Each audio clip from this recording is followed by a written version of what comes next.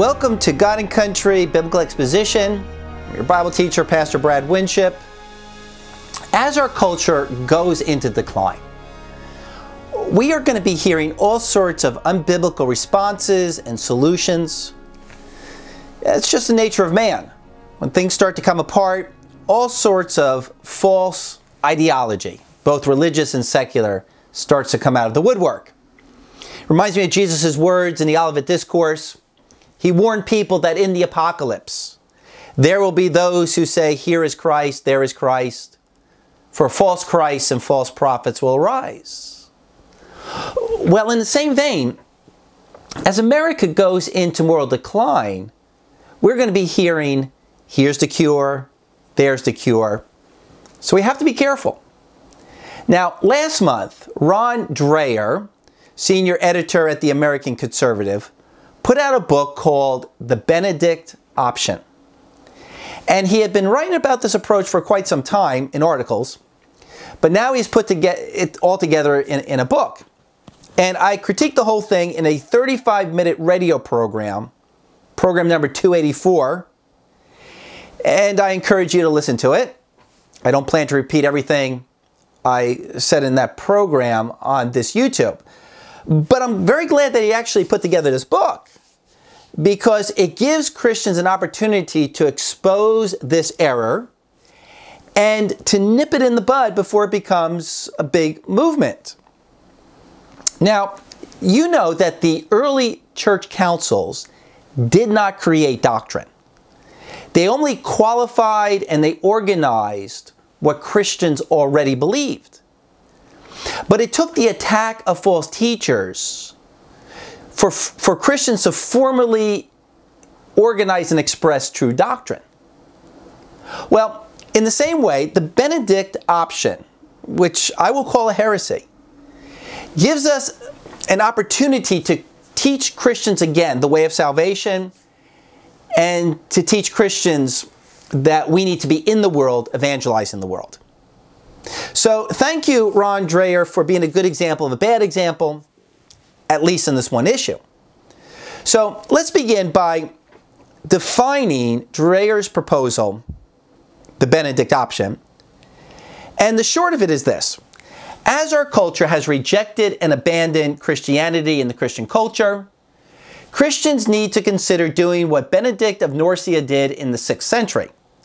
Start monasteries, or rather Christian communes, for the continuation and the preservation of the Christian faith and culture in view of the coming dark ages of paganism and secular humanism.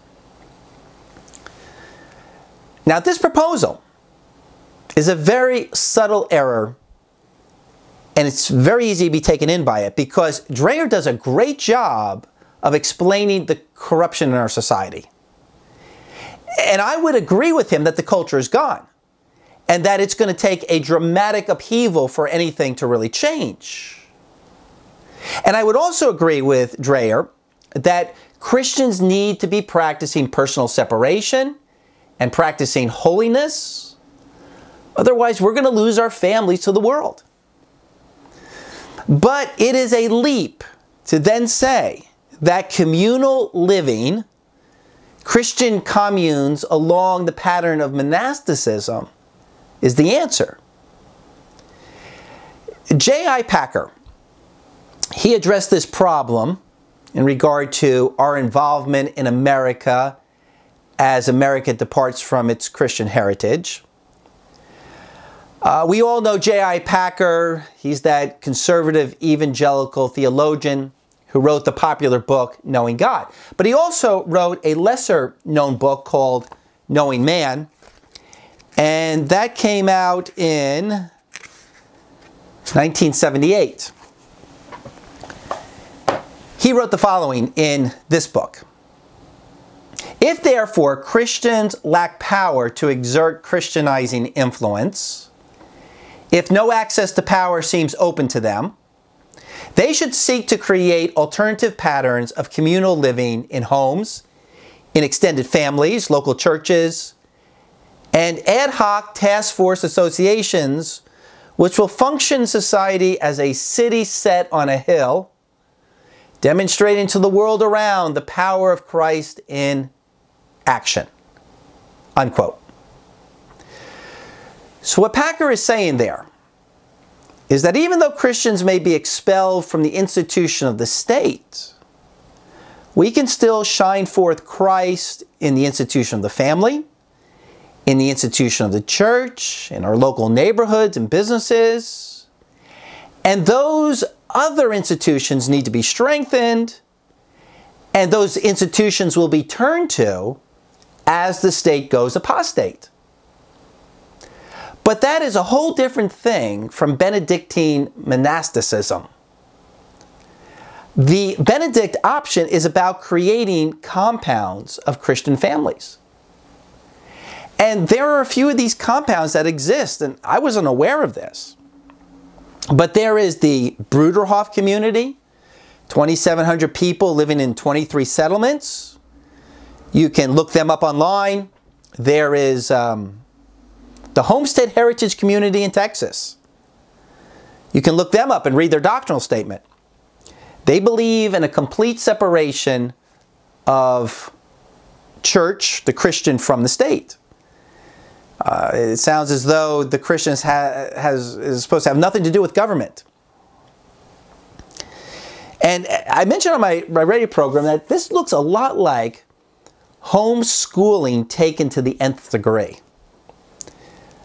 If isolation in homeschooling is good for young people, and I believe that it is, but then there's going to be some people who are going to take it a little further and are going to create homeschool environments for one's entire life. And that would be a problem. I also received an article from a political friend this morning. 2 lawmakers prep survivalist communities in South Carolina. These are 2 state representatives. They're in the process of setting up what they call the Virtue Solution Project, a group that is seeking either to save America or survive a societal collapse, which they both believe is likely coming. The organization is a mixture of religious ministry, grassroots political organizing, and disaster prepping. At its core, their movement hopes to save the country by reshaping it into their interpretation of the Founding Fathers' ideals. They're advocating that their followers and offshoot groups form their own communities that will no longer have to rely on corporate America or the tyrannical federal government.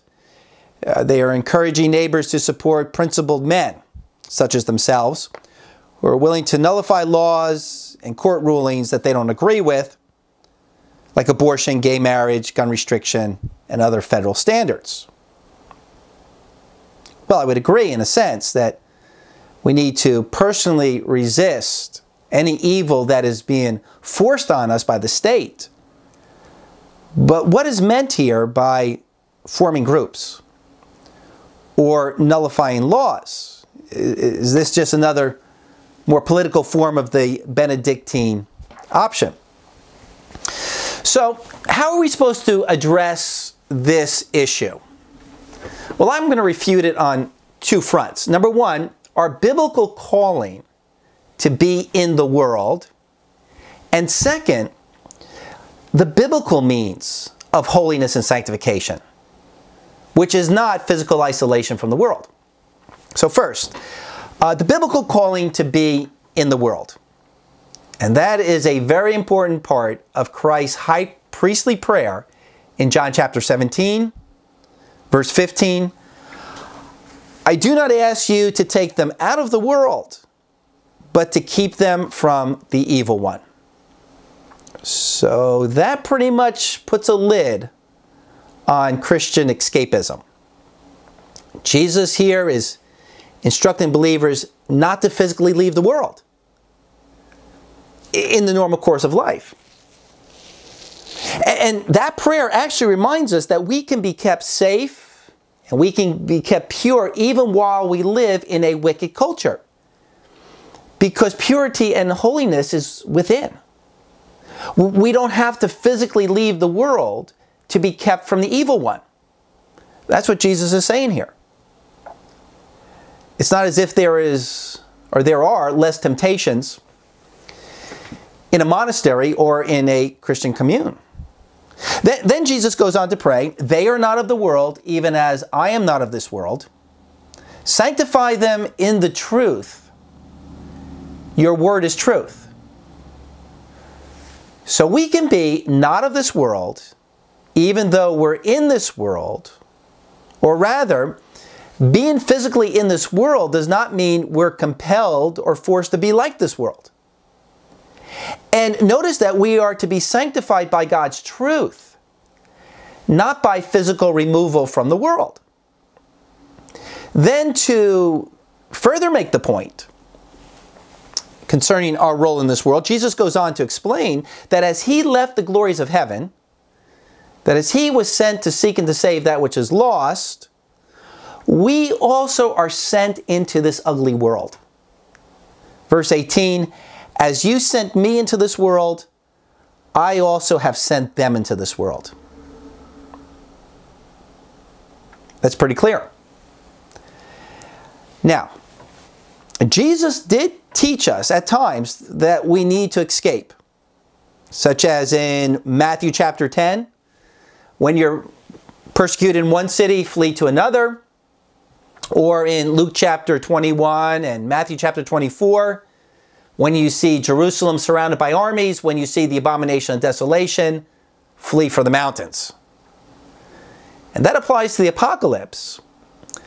But it also applies to a timeless principle that we need to escape places where there's great danger, such as in Nazi Germany or in Paris in 1790.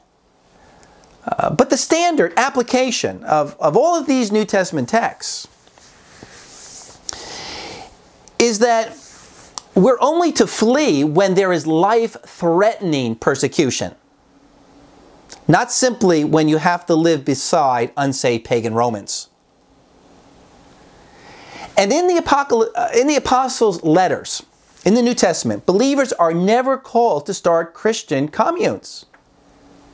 If it were so, they would have told us. But there's complete silence, and that is a very strong argument against monasticism.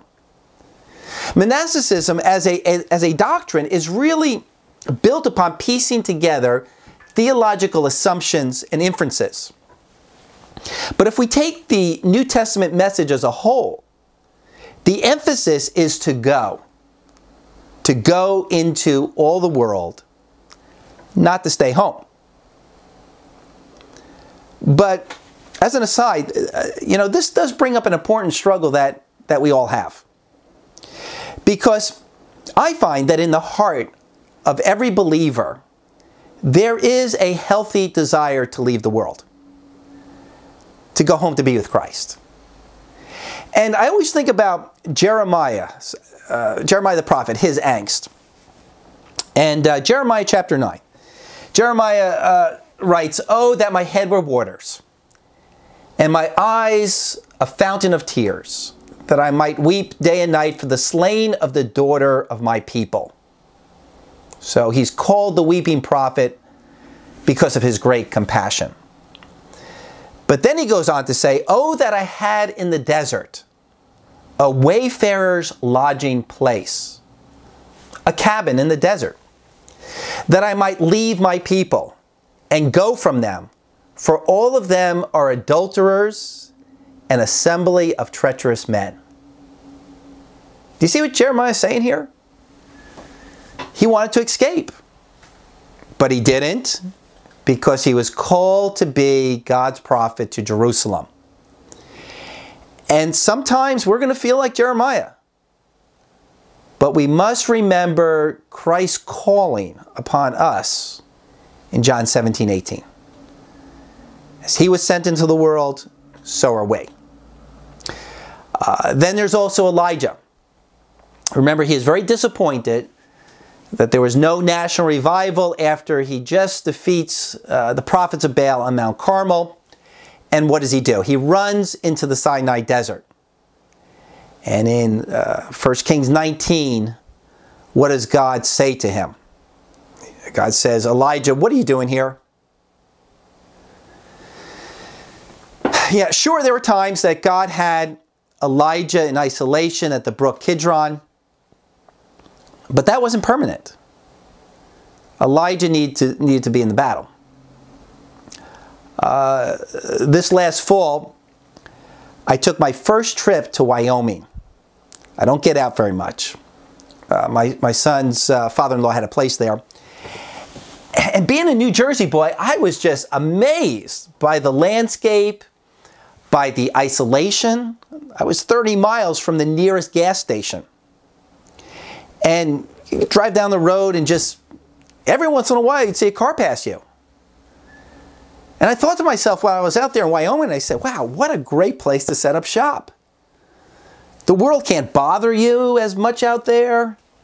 I could make radio programs, I could do YouTubes, I could write articles, and I could just sit back and wait for the coming of the Lord. In fact, I know of a prophetic teacher who moved recently to Costa Rica to escape the evils of America. I don't know how that's going to work out. But you and I know that's fantasy.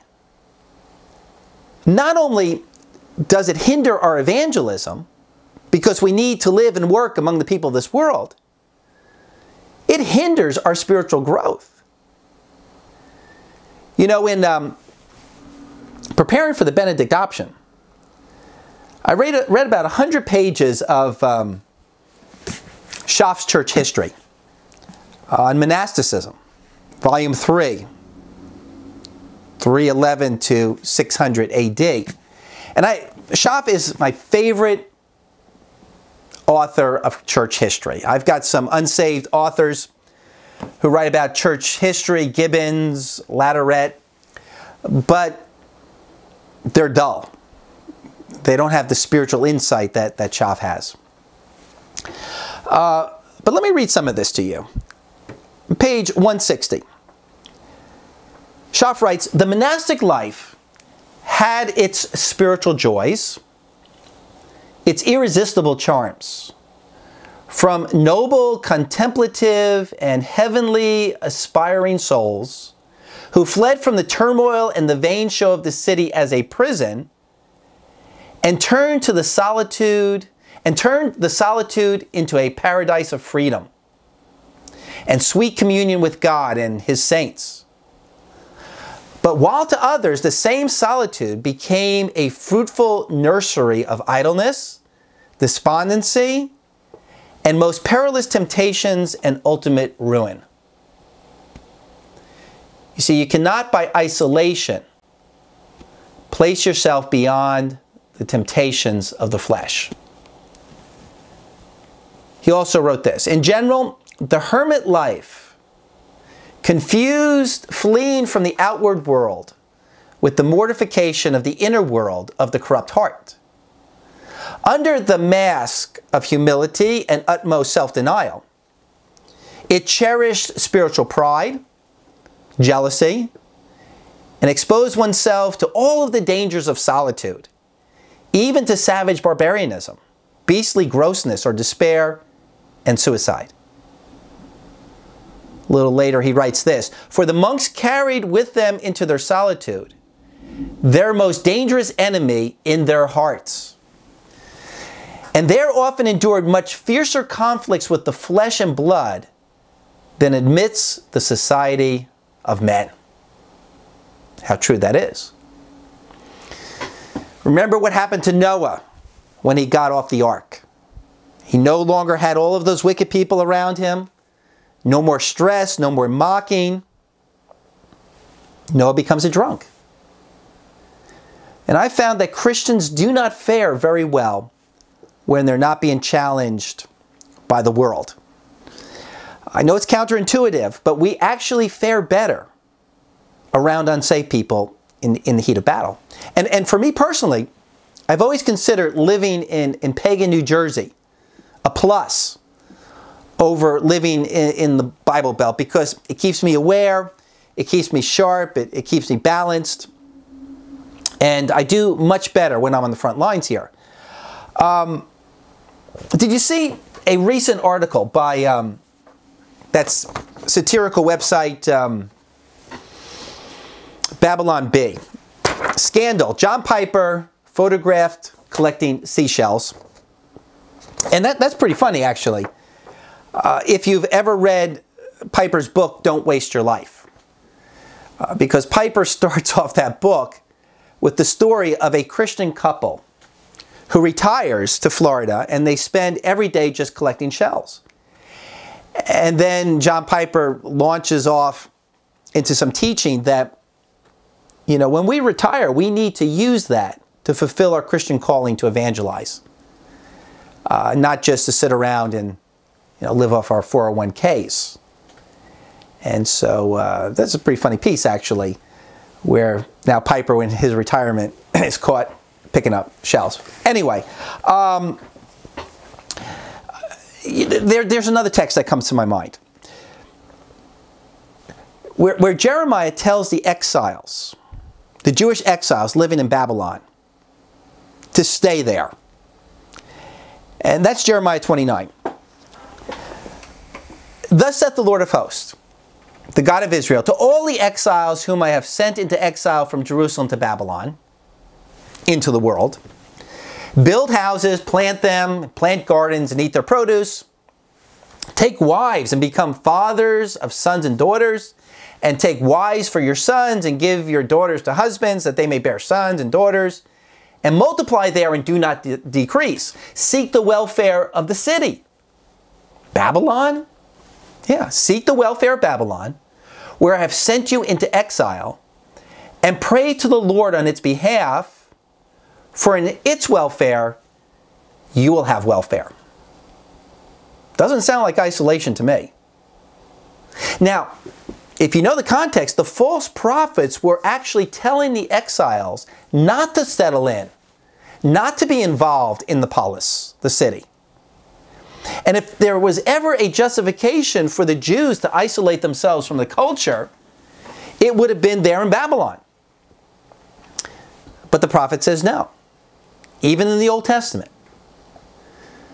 Furthermore, let's think about the example of Jesus. He moved among the people, and his opponents criticized him for going into the house of sinners and eating with them.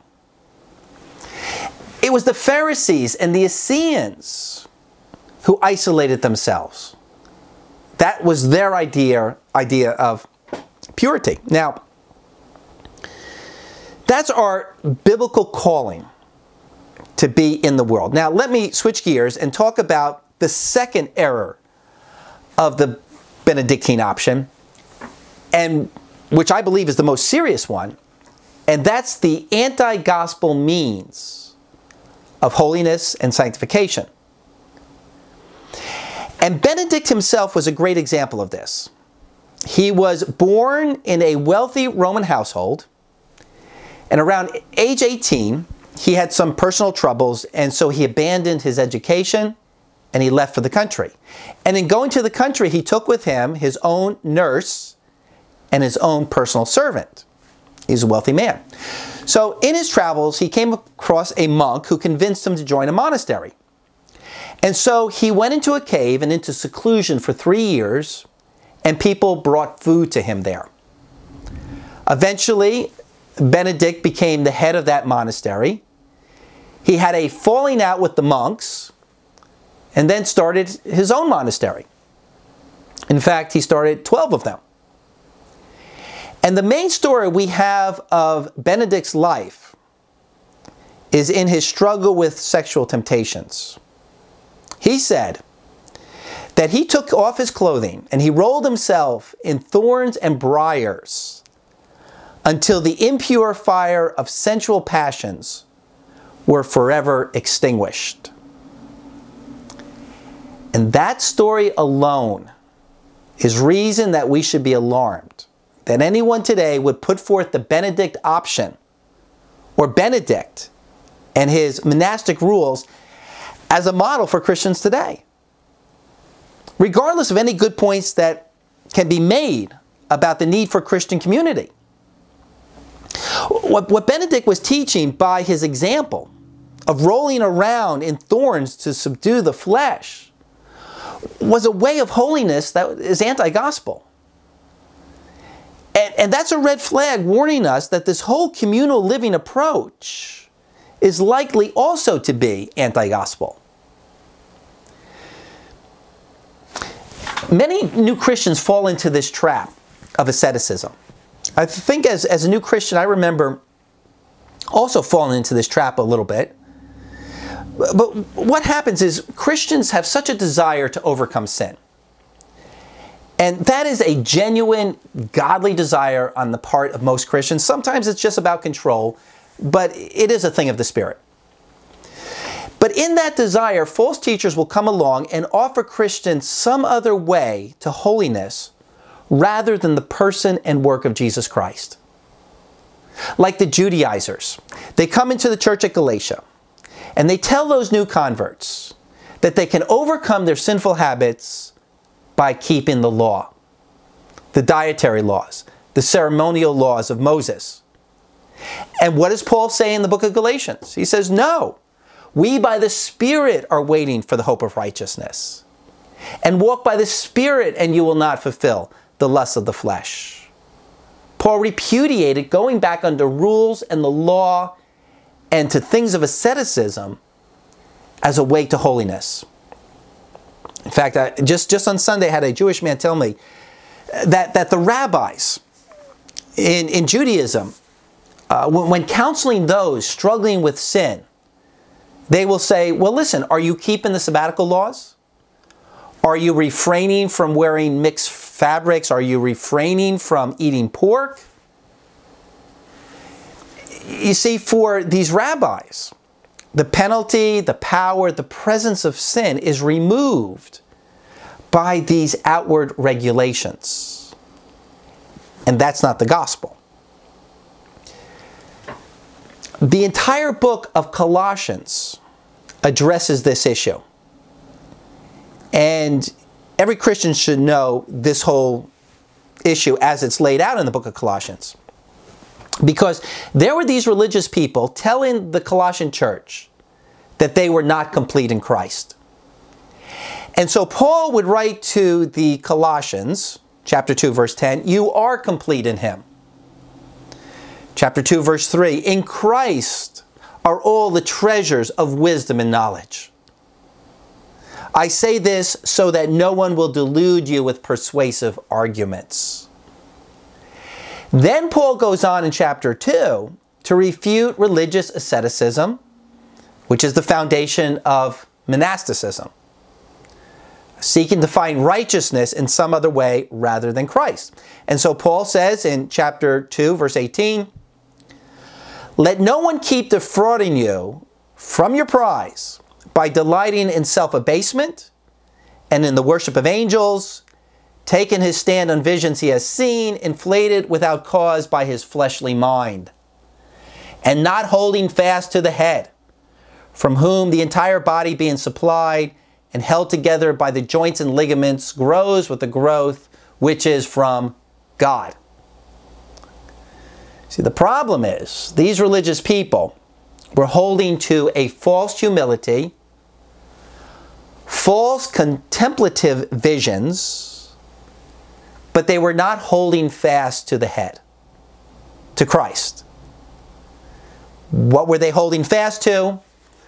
Made up ideologies, doctrines, traditions, religions of men.